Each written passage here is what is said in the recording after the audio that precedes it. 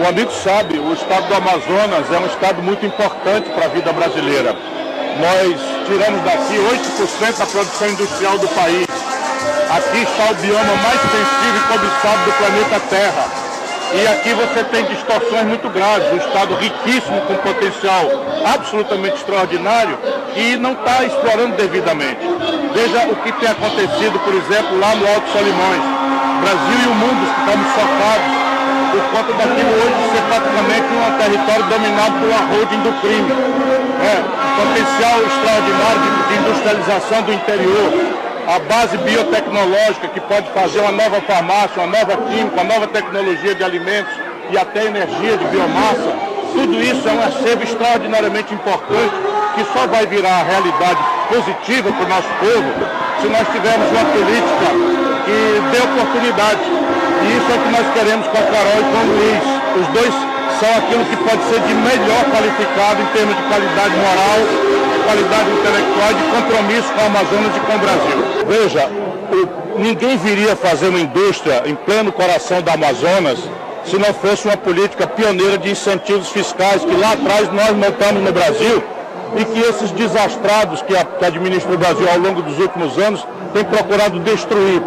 Isso tudo está a serviço, não é nem sequer do Brasil, muitas vezes é de interesses espúrios de multinacionais. O que eu posso dizer ao povo de Manaus é que o polo industrial de Manaus é um tesouro que será protegido, ampliado e interiorizado para o interior do Amazonas, porque isso importa para o Brasil e faz parte do meu projeto nacional de desenvolvimento. A repórter pergunta sobre a declaração de que a China tem artefatos militares mirando a Amazônia. Vejamos a resposta.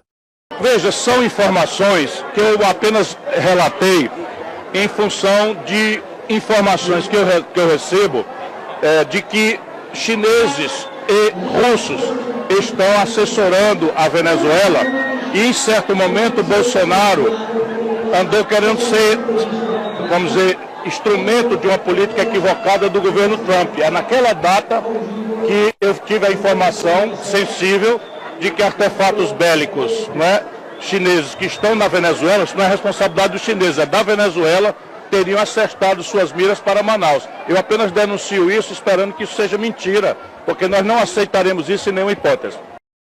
Outra repórter perguntou o que Ciro acha da declaração de outros candidatos à presidência, como Janones, dizendo que vai apoiar o Lula. Veja, o Lula está fazendo um esforço que é muito pouco democrático de invadir os partidos e de tentar impedir que os partidos apresentem suas alternativas. Isso não é honesto e isso é tão fascista ou quase tão fascista quanto o comportamento do Bolsonaro. Por quê? Porque numa democracia, cada grupo de interesses, cada ideologia, cada organização deve ter o direito livre de apresentar para o povo a sua proposta, a sua visão, a sua alternativa. E o povo, tendo muitas alternativas, é quem ganha. O que é que o Lula está querendo fazer? Não podendo responder pela ladroeira central que foi o governo dele. Não podendo responder pela mais grave crise econômica que ele produziu, pelos conchados que levaram a Dilma e o Michel Temer para a sucessão federal. Ele quer fazer uma sucessão despolitizada, odienta, em cima do desastre que o governo Bolsonaro representa. Mas nós não podemos aceitar isso, porque o problema do Brasil não é derrotar o fascismo como o Lula quer engabelar todo mundo. O problema do Brasil é, derrotando o fascismo, reconstruir uma terra arrasada, em que mais de 70 em cada 100 brasileiros ou estão desempregados, ou desistiram de procurar emprego, ou estão empurrados para a mais selvagem informalidade, com o salário mínimo, com o pior poder de compra dos últimos 20 anos, só perde para o salário mínimo da Venezuela. Você tem um desastre no Brasil em que 66 milhões e 600 mil pessoas estão humilhadas no SPC. Isso vem tudo lá do governo do Lula e do PT e da Dilma. O Bolsonaro agravou, piorou, sem dúvida nenhuma agravou e piorou. Mas é preciso que a gente tenha maturidade para falar com franqueza. Isso é o que o Lula quer censurar, invadindo os partidos dos outros, tentando impedir que a própria Simone seja candidata, tentando imiscuir no meu partido. E isso tem que ser denunciado, porque quando você tira do povo uma alternativa, é o povo que perde. Os debates políticos terem sido adiados pela não confirmação de Lula e Bolsonaro. O que o senhor acha disso? Isso é uma vergonha. Eu, se fosse eleitor do Lula e do Bolsonaro, estaria morto de vergonha.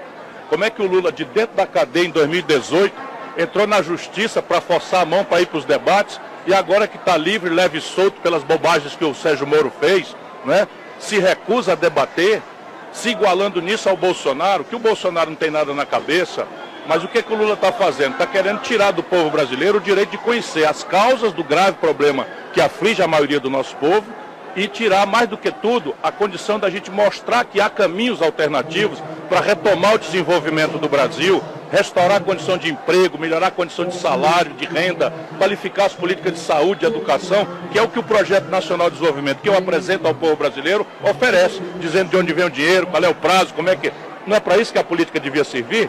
Portanto, para mim é uma vergonha, e se os órgãos de comunicação aceitarem isso, eles estarão desservindo a democracia brasileira. E o que mata a democracia, o que reforça o fascismo é isso. Porque o que é democracia? Democracia é debate, é liberdade de ideias, liberdade de opinião, para que a imprensa registrando, né, possa fazer sabatinas. Nem para sabatina o Lula e o Bolsonaro estão indo. Isso é uma vergonha para o Brasil. Em relação às urnas eletrônicas, você acha que elas são confiáveis? São completamente confiáveis.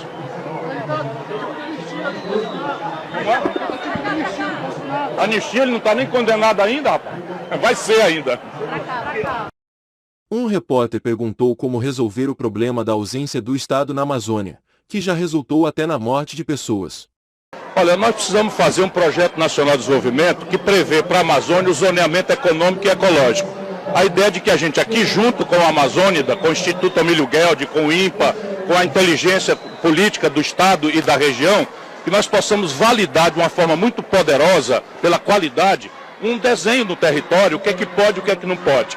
A partir daí, o meu governo entrará com toda a força, com crédito, capacitação, acesso a mercado, marketing internacional, estímulo ao associativismo para ganhar escala, para uma nova economia em que a floresta em pé valha mais, como ela de fato vale, do que deitada. Para isso é preciso ter o que os americanos chamam de enforcement, ou seja, fazer a lei pegar. Não adianta nada a gente ter boas leis, grandes unidades de conservação, áreas indígenas, e a gente vê 2 delegacias da Polícia Federal para todo o imenso estado do Amazonas. Isso chega a ser ridículo. E eu denunciei isso ali no Alto Solimões, que eu conheço bastante bem, lá de Tabatinga para trás, ou na Cabeça do Cachorro. Hoje quem manda é a holding do crime.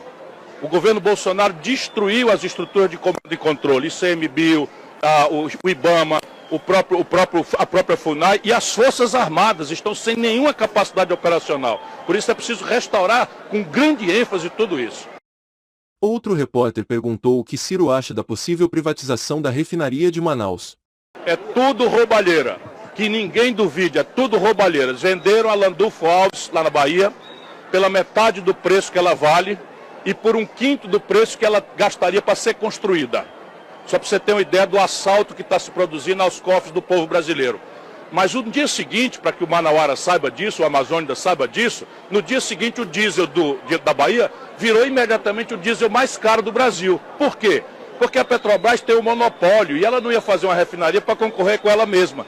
Então, no plano de negócio, quando ela vende, ela cria um monopólio privado. E isso acaba internacionalizando o preço e lascando a quem depende de gás de cozinha, de gasolina, de querosene de aviação ou de óleo diesel. E tudo isso vai para os preços. A mesma coisa aqui. Nós lutamos a vida inteira até que o gasoduto Coari-Manaus fosse feito, para que Manaus não dependesse de petróleo vindo de fora para uma termoelétrica a diesel. E na hora que está pronto, você entregar isso para o capital estrangeiro, em pleno coração da Amazônia, se privatizar, eu tomo de volta. Agora uma repórter perguntou sobre a redução do IPI, feita pelo governo Bolsonaro, e Ciro Gomes respondeu o impacto disso para o polo industrial de Manaus. Mas ao reduzir de forma descuidada o IPI, ele tira a grande vantagem comparativa da alocação do polo industrial de Manaus. Isso é um crime que ele está fazendo, porque aqui não é irrelevante. São 8% da produção industrial brasileira num lugar em que a logística é muito cara. Praticamente todos os insumos vêm de fora e praticamente todo o mercado do produto produzido aqui é de fora. Se você não compensar com o tratamento creditício, tributário, não é, de logística, essa questão aqui, vocês vão destruir uma produção que o Brasil não pode abrir mão de fazer. 100% e vou ampliar, porque eu quero criar um incentivo novo para que o polo industrial de Manaus se interiorize, vá para o interior. Como que pretende fazer isso? Eu sei bem o que estou de fazer, é só você ver o que eu fiz no Ceará, levando a indústria para o interior.